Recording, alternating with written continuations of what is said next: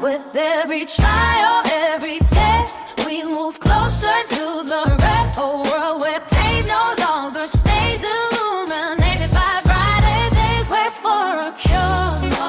Rise and shine, rise and shine. My name is Brigette Picou. I'm gonna go here.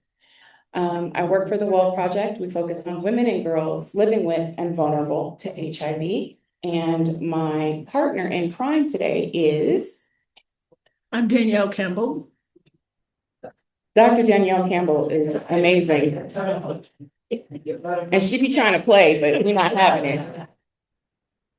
So we're going to be talking to you today about the preferences of HIV cure, education and engagement among women in the United States, based on some work that we did. And I'm standing up here like I can see. Let me get my glasses. Stand by.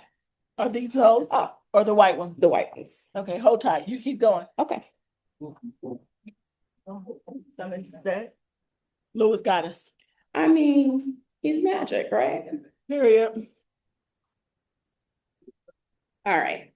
So a little bit about framing for today, what we're going to be talking about. I'm not going to go over the slide. It's just to give you a look at what's coming, okay? So the Well Project is a nonprofit organization, and our mission is to change the course of the HIV and AIDS pandemic through focus on women. We've heard questions about women in the room today because we matter and we're important in this. And the way that we do that is we build health literacy, we foster a global network, and community support is one of the main things that we do. We also build capacity and leadership. To speak to that piece of it, I'm a woman living with HIV. I am a nurse. I was not doing this work before coming into contact with the Well Project. I wrote a blog for them. I wrote another blog for them. They saw something in my voice through my blogs and started encouraging me to step into other spaces and do some speaking. And now we are 3 years later and I'm working for them. And so when we say that we build capacity and leadership, we are committed to that. Also research and policy, which is what brings me specifically here today. And then partnerships to advance common goals. So the framework for the cure programming we're talking about today comes from one of our programs. It's called the Women's Research Initiative on HIV/AIDS. So this was started in 2003, and it's a multidisciplinary, multi-sectoral effort. And what we do is every year we come together and we interrogate a specific topic related to HIV and women. Bless you. A lot of the programming that we have has come from these meetings. So we have another program that we are involved in called BIBA. BIBA is about building ethics, equity, and education on HIV and breastfeeding. So that came out of one of these meetings. So we, in 2025, hosted a meeting in, I forget what city we were in now because menopause. San Diego. San Diego, yes. Yes. Thank you. In La Jolla. Ooh. This is why it takes a village, because menopause is no joke, I'm telling you. So we sought to establish a holistic view of factors related to HIV cure that are meaningful for women living with HIV. It's called the Evolving Landscape of Women and HIV Cure. And this is an interesting meeting for a lot of reasons, because politically, a lot of things were happening around the autonomy of women and choices that we can make with our body and so on and so forth. So it was 33 multidisciplinary, multi-sectoral key stakeholders. This includes everyone from researchers to scientists to doctors to community members across the board. We addressed the impact of hormones on HIV across the lifespan. We interrogated the conduct of HIV cure research, which is some of those things that we've been talking about, right? Like women's involvement, community involvement, protocols. We examined access to participation in HIV cure research, and then we articulated what a cure will mean for people living with HIV with an emphasis on women. Some of y'all might recognize people in this picture. From that meeting, we came up with a statement on bolstering HIV cure research in the context, in the current political context. And it was a statement, a consensus statement that we came up with recommendations, a call to action. It stressed the need to prioritize the HIV cure research agenda with the meaningful involvement of women. One of the participants said, HIV cure research has always been done in the context of available treatment. The change of administration has shifted this. Now folks may have no medications, no access to viral load testing. We need to think about how to connect these conversations about cure into the shifting and damaging context of treatment and prevention. This statement is available on our website, and I'll have that link for you. So the framework for this new programming that we're working on comes out of that meeting. I won't read the whole slide to you. You can see it here. But what I will point out is that while the WELL Project does not conduct cure research in the context of being in a lab and science, we are uniquely positioned to address the gap as it applies to women because we've been doing this work for decades now. We're a recognized leader in HIV advocacy and information, and our reputation often precedes us. And I think that it's important that someone step up and become a leader as it relates to women. And so that's what the point of this programming that we're doing is to address. So how are we engaging women? So we have talked about different ways to do this, and one of them is through resource development. And so based on the recommendations from the WR 2025, we're undertaking an educational cure program focused on women. So we're developing a resource that gathers, consolidates, houses HIV cure research and policy content in collaboration with, again, key stakeholders, those relationships that we build that I was talking about. And one of our aims is to collect resources and address gaps in available content and the ways in which women have the ability to access that content. And we're also developing a cohort of women who are interested in advancing cure research and policy. And this is not just researchers and scientists, right? These are community members who have an interest but don't know where to go to find the information, or who may be able to activate their communities but just need the tools to be able to do so. And so that is what we're undertaking. So intentional engagement at each step ensures that we are addressing women's needs and uplifting their lived experience. So we have an advisory board that we formed. Two of the members are here in the room with us, Dr. Danielle Campbell and Dr. Alicia Davis. And so with them, along with our other advisory member, who is Jessica Prodger out of Canada, they're bringing together their experience, their scientific expertise, and helping us figure out the best way to move this program forward. We also brought together focus groups, which we're going to talk about. We conducted a survey, which we're going to talk about.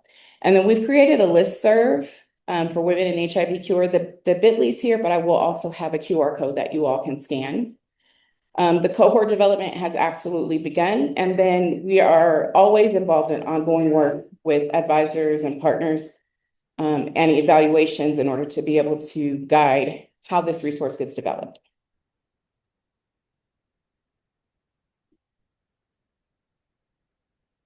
Well, thank you, Brigette. I don't know the first time. That one. That one. All right, so when Brigitte's talking about this resource that we want to build on behalf of women to look at preferences around HIV cure research, there's been a lot of questions today about what women want, what we ask them. Novel concept, right? Ask women what they want around HIV cure, and then I'll address your question around how you engage women in HIV cure related research from an ethical and meaningful approach. So Brigette mentioned that we conducted focus groups. So there were 2 focus groups. We had about 21 women across gender diversity, across age, I said gender diversity, racial ethnic representation, and then varied HIV serostatus. And so we really wanted to understand how women living with HIV perceive HIV cure research, because apparently there's not enough participation and not enough in the literature to better understand that.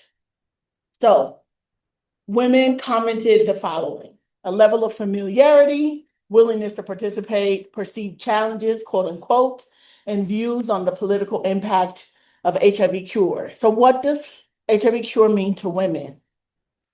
And not only what does it mean, but how do we access resources to better educate and empower women to occupy space as it relates to cure? Shout out to our colleague from Thailand who had a single female identified participant as part of your research. Wow, we love you. And we expect that when you come back, you'll have more.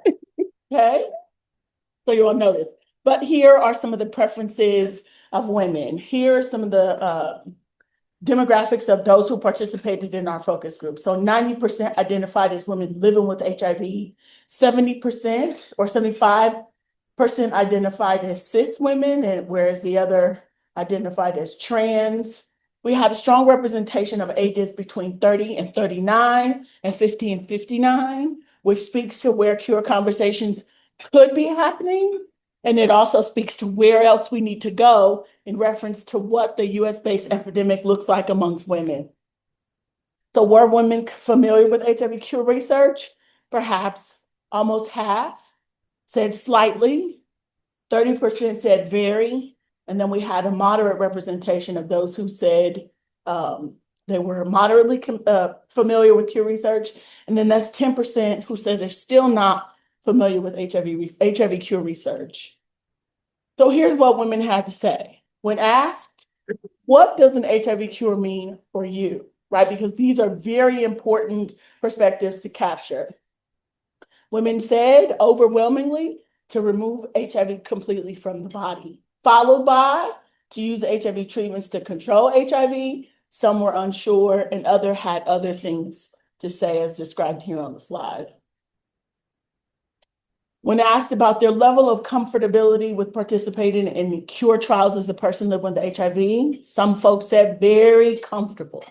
So again, contextualizing some of the insights that other folks have had to say as a part of their research, it isn't that women don't want to participate in cure research. It isn't that they require or present a burden to your scientific outcome. What it requires is a strategy that you are not comfortable or familiar with to engage women in research. We must remember and commit to changing this perception that women are difficult to enroll, because we're not. We just require a little something different than you're used to with your cadres and cadres of male participants. And I'll leave that there. Okay? Perceptions of top challenges or barriers to cure research. Lots of women had to say safety or side effects, trust or distrust in HIV cure research, and that expands beyond just cure research, but the research industrial complex overall. Because of these perceptions that women are difficult to reach or are not interested in participating in research specific to cure, then that distrust and mistrust is perpetuated, right? We don't like to be seen as difficult or challenging. Well, again, think a little different. Add a budget line item to address the lived experience of women. Time commitment, knowledge and awareness about HIV cure-related studies, access to studies or trials, and then that stigma. We can't overstate that enough. Can I add something about that? Absolutely. I just want to add a little comment about stigma, because stigma comes up over and over again as a precursor for why people don't want to get involved in trials, right? Particularly among women. But I just want to make a note of the fact that trust and distrust scored much higher, much higher than stigma and bias. And that speaks to something, right? It speaks to the fact that if we can trust you, then we may be willing to set aside what we perceive as stigma in order to be involved. And so I think that it's really important that as we start to shift language away from how difficult it is to enroll women, we also start to shift language away from just calling stigma and having it be that, and recognizing that there are things that are underlying that impact the perceptions about stigma. Absolutely. And start addressing those things as well. It's also important to know representation. This was a conversation for and by women. So we let our hair down a little bit and we're much more willing to share transparent dialogue. So preferences of women. How far away do women think research and science are away from a cure? Some folks believe they'll see it in their lifetime. Other folks said maybe 15 to 20 years. And then there was almost a third of folks who said, I'm not confident I'll see a cure in my lifetime.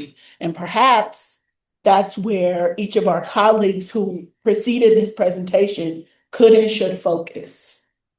Women are not confident that we'll ever see a cure in our lifetime. And it's great that the studies focus on the geographic regional burden of HIV, but more than 50% of new HIV diagnoses sit in women. So your advances must be scalable.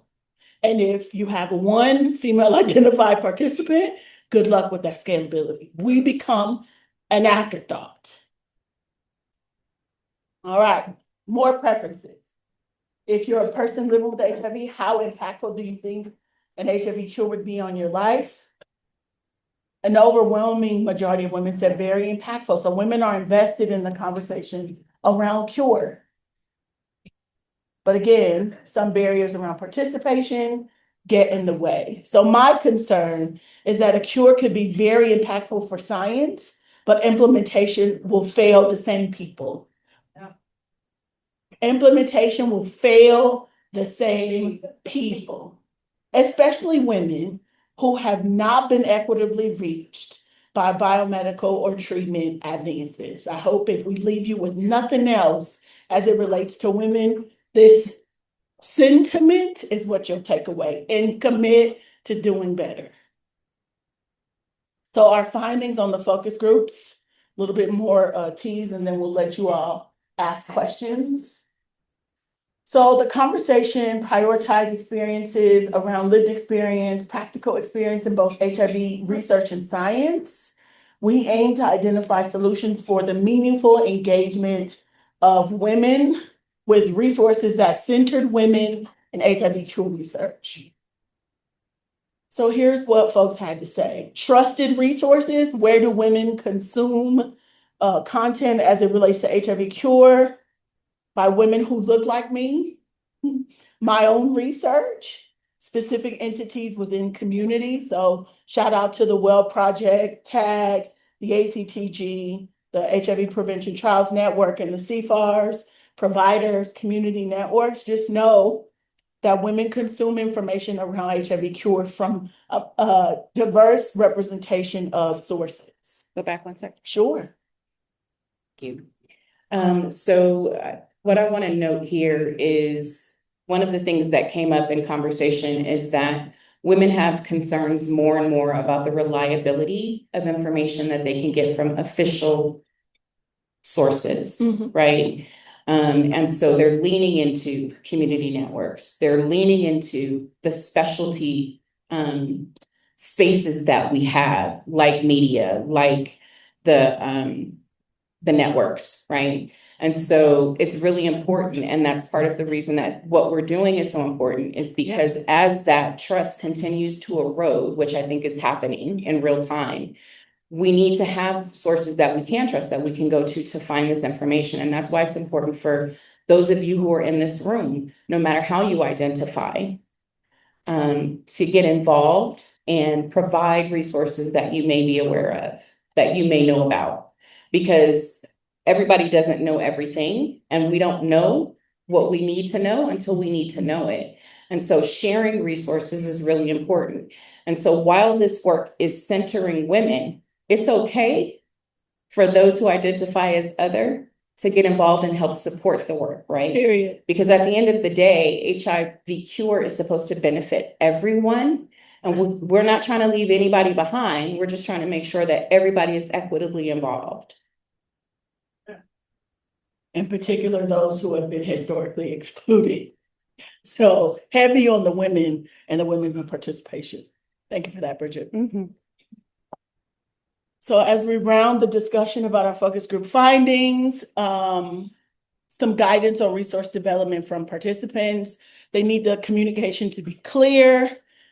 They needed to be evidence-based, clear calls to action. Myself and a group of global community members and investigators wrote a paper that provides a very framework guidance on how to meaningfully include women in HIV cure research. So I'm hoping that our downloads increase after this conversation today, in particular amongst those who were confused about or needed additional assistance around understanding strategies to meaningfully include women in HIV cure research. So it's Campbell et al. It was published in JADES, and it includes a wide swath of investigators and community folks who weighed in on this very critical conversation. So this conversation should not be a one-off. For some of us, this is a key component to our global advocacy. That should include mainstream viewership on TVs, ads, radios. It should promote a wide range of voices, including researchers and women who have been cured of HIV. So all of us. So guidance on outreach before we delve into some of the key takeaways. Engage with the existing advocacy. So many folks in this room have talked about they have a mentor for the CROI. You now become responsible for carrying this information forward as a part of your advocacy. So snowball recruitment is always a great way to include and engage those of us who are not often privileged enough to be at these tables.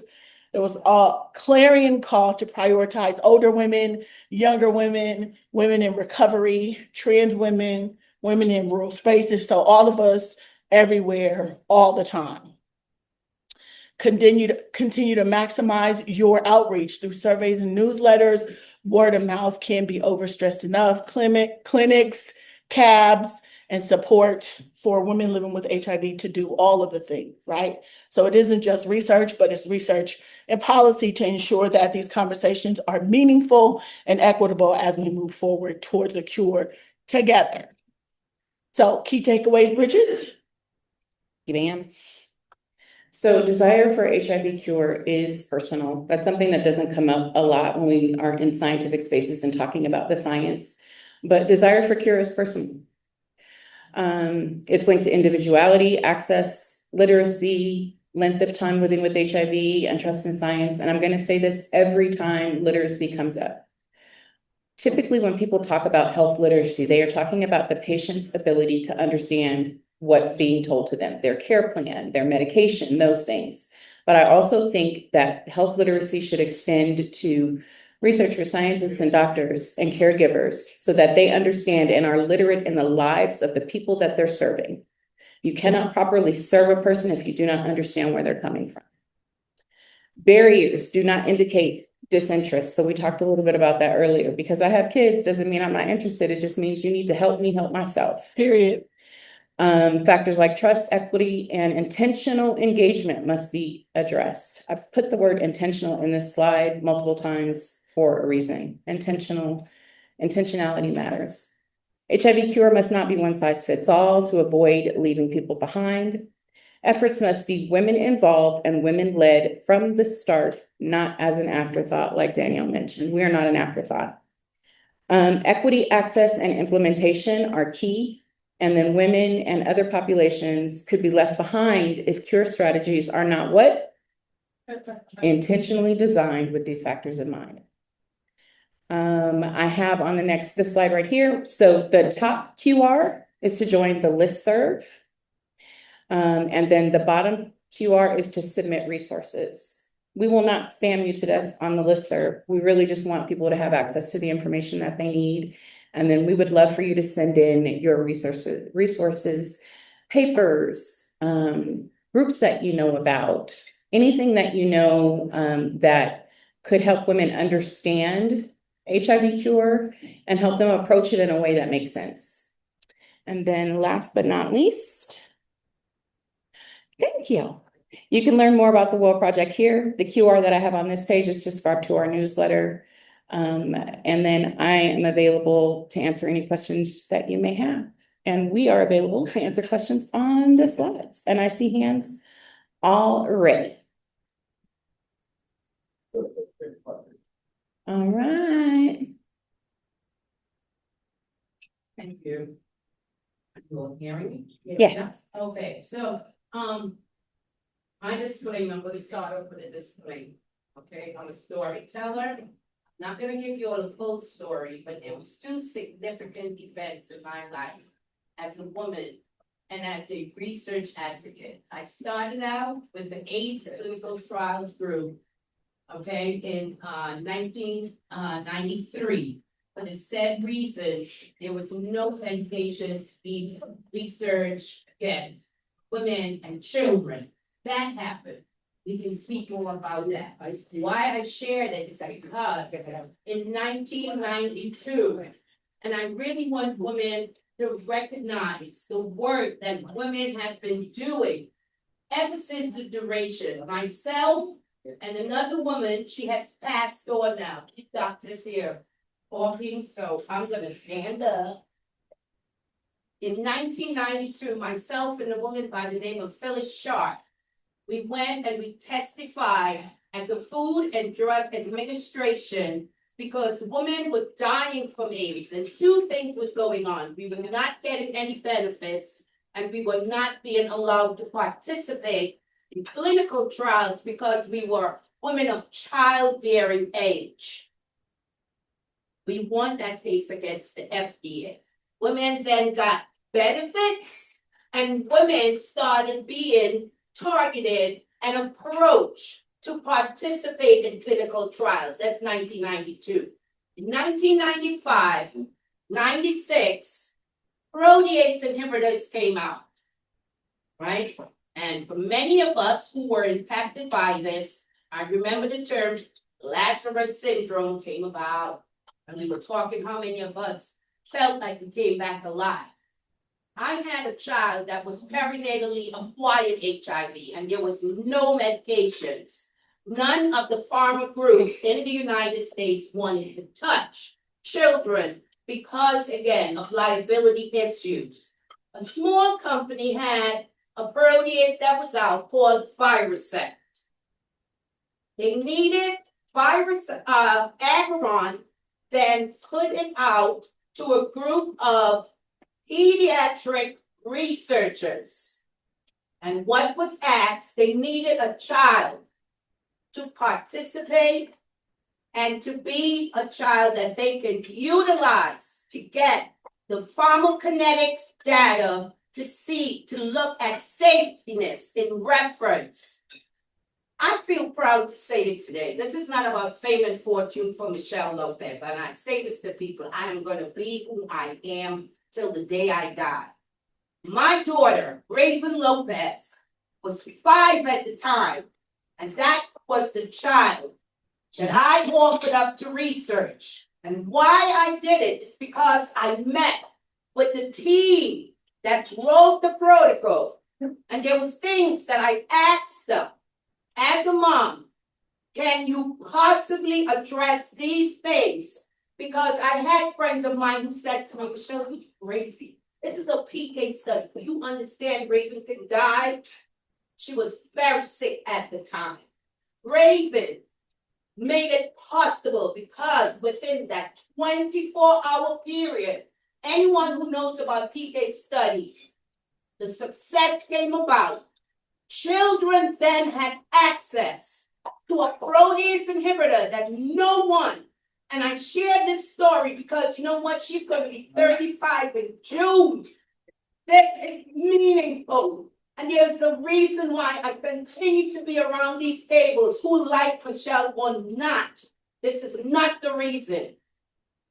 I participate in here because these are the things that I'm saying. I sat with those researchers and there was things they did not put in the informed consent. And I said to them, these are the things that is a priority for women. When I asked the question today about Pure AIDS and what they're doing in Canada, and I asked about our reproductive system and the reservoir and the reservoirs, we need to have that written into informed consents in any studies that's being designed. And I'm going to follow up with you guys, with the Well Project. I was invited at a Warri meeting at one time, but for whatever the reason, I'm no longer invited back, but that doesn't matter, right? So I'm saying, if we start teaching women about being part of designing a study with these researchers, we can be able, it is part of my job that I'm doing now at Einstein with the seed bar. I have gotten a group of 11 individuals from the community who is now going to be sitting with different researchers, helping them because they are interested. Nobody's saying to them they have to do it. To design the studies, it's going to be community driven. I'm saying this to say, some of us may think it cannot be done. It can be done. Absolutely. Thank you. It can be done. I want to say I appreciate your passion. I absolutely appreciate your contributions. No one can deny your contributions to the work. And your passion is part of the reason that we need to involve women more so, because women are willing to give as much as needs to be given to get to the result. And so thank you again for that. Know the things that we can work with researchers and do. Yeah. Yeah, it's like I said, we don't know what we need to know until we need to know it. And so thank you for sharing all of that with us. So we appreciate it. Danielle, you want to? No, Danielle, I think she testified, honey. okay, Always love it. absolutely. Mhm. My question is. Oh, and I'm sorry for those in the chat. I don't know if you heard her or not, but she was telling us a very moving and impactful set of circumstances that have happened in her life, that she is that has led to her contributions to this work. And so we appreciate that. Yep. I'm sorry, I didn't hear that. Shari said she would like to, yes, absolutely. So Raven shared that her daughter was a catalyst for protease inhibitors, and Shari's is saying that her son is alive because of that. And that is women at work and incredibly meaningful. As we always do. Hey, But over here, Okay, my question is about the survey, focus groups you did, which was across everything. So it was 20 that did the survey and 21 that were in the focus group. 20, yes, And was the survey, that was obviously on the money, correct. and the focus groups on person on Zoom. on Zoom. It's a reason you limited it to 3 because statistically, in this statistician will tell you that circumstantially there could be bias on diversity. I mean, or is that statement about not getting rid of police? I mean, to do a survey, it's nothing. I would think it's hundreds. So the focus groups weren't empowered to assess saturation, right? Remember, this is qualitative research. So power isn't a chief consideration. What we consider is saturation, and these are preliminary findings that could then be conducted in larger groups of women to bring a diasporic response. What we're presenting is survey data from those 21 women. It's descriptive. Okay, so you want, I can do a survey of hundreds of women. So the idea is absolutely for this programming to continue to grow and for us to reach as many people as we can. So we're not stopping here. And the idea behind presenting this is a snapshot of women's thoughts and opinions. All too often, we don't hear the thoughts and opinions of women. And so this is a way for that to happen in a space that it doesn't often get introduced into. So absolutely, we plan on growing. Like I said, the point of us having the listserv and the place for people to commit resources is so that we can continue to grow this. I would love for this program to expand so that we can do surveys of not just hundreds of women, of thousands of women, not just here in the US, but across the globe, because we also know that perspectives can be a little bit different between here in the US and what they may be globally. So absolutely. What's the question in the chat? Patricia asks, are there any suggestions on how we can consolidate our efforts and we when time and funding are limited, make sure that all the amazing efforts happening in separate entities like the MDCC bars, et cetera, are shared and achieve our goals? Literally why we're trying to create this resource so that we Yes. can put things together in one place, because I cannot express to you the challenge that we had trying to find resources, like specific entities specifically related to HIV and women cure. And so that's what we're doing right now, is building this space. Like I said before, it is our hope that this continues to grow. We are a tiny but mighty team at the Well Project. And so that is why we are engaging this group of folks, all of our partners, the people that we can reach out to, snowballing, word of mouth. So each one teach one, so that we can continue to not only grow it, but find some funding to make it bigger, to be able to do additional things. And so that is a really great question, and I appreciate that. And I hope that that means that you're going to sign up and get involved. Or even give some fundraising. That part. Other questions? Sure. Thank you. I've been in Something, thank you, this room. For me, it's not more of a question, it's more of the suggestion of how can we move forward in terms of doing more of the women empowerment. Since we all agree that historically women were disregarded on healthcare system. And now we know the gap. What's the strategy moving forward to close that gap? Where is the starting point of trying to close that gap? If I'm saying that's the starting point, the issue of the maternal health is more of the global issue than the geographical issue. And we need to take that into consideration. And each and every women living with HIV is suffering from the inner disease that each and every guidelines or regimen of antiretroviral is not women friendly.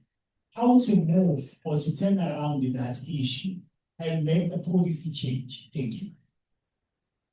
So Benedict's question was, where do we start with women's empowerment and policy and healthcare associated considerations to bridge the gap that we see?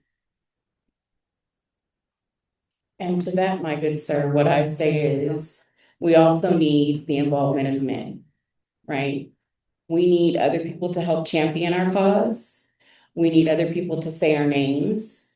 We need other people to recognize and challenge the systems that are created right now and help change those systems. Because until we do that, we're getting places. Women are fighters. We have fought to sit at all the tables that we shouldn't have to fight to sit at. But we can't do it alone. We could, but we shouldn't have to. So Bridget said it nicely. I'm gonna say as a follow-up, remember your paternalistic viewpoints and how you carry the patriarchy into the rooms in which you sit. Bridget said we had to fight for a seat at the table. Who's at the table already? Not us. So check that privilege when you're in the room and there's a bunch of folks who are not representative of the group from the health topic to which you are discussing. Take a pause and say, hey, perhaps we need to get some women in here to talk about women's health issues, right? Fight the women's box. Yes. And I also missed you on the Team Women call. Don't do it, Dent. I heard something one day that really struck me, and it was about one of my trans sisters whom I love to death. And someone was saying that they wanted to be her voice. And she said, I don't need you to be my voice, just pass me the mic. That's it. So that's the energy that we need, right? Pass them the mic. You could listen. You could miss a meeting and insert a woman. You go to 20 meetings a year, 2, 3, 4 of those meetings. You can say, you know what? Let me have my good sis Danielle come and sit at this meeting. I'm gonna sit this one out. Yeah. It's enough to go around for everybody if everybody participates. Yeah. George Carr. I thank you for this presentation, and I appreciate that you brought the transgender women in. I've heard it a couple times, so I really do appreciate that. And so, Dr. Campbell, my pledge to you is to work with you to get this into NBC and the wider CFAR, so that they can hear this voice as well, and not just about here, but across the wellness spectrum. Thank you for that. George Kerr, Chair of the N3C, is on the record, Zoom people, saying that he's going to single-handedly work to infuse conversations around cure within the CFAR networks. So we heard him leveraging his power. And it's the whole executive committee. Uh-oh. It's not. That was the executive committee. We got you, George. It will be that, but it's the whole team. We appreciate it. Thank you for that. Questions over there? I can't tell. I don't have my glasses Any on. questions? Any questions on Zoom chat, Jeff? All I see is a 26. Questions in the room? Yes, I can do that. Okay. Well, it's very strange for me to ask for a round of applause for myself, but I'm gonna do it anyway.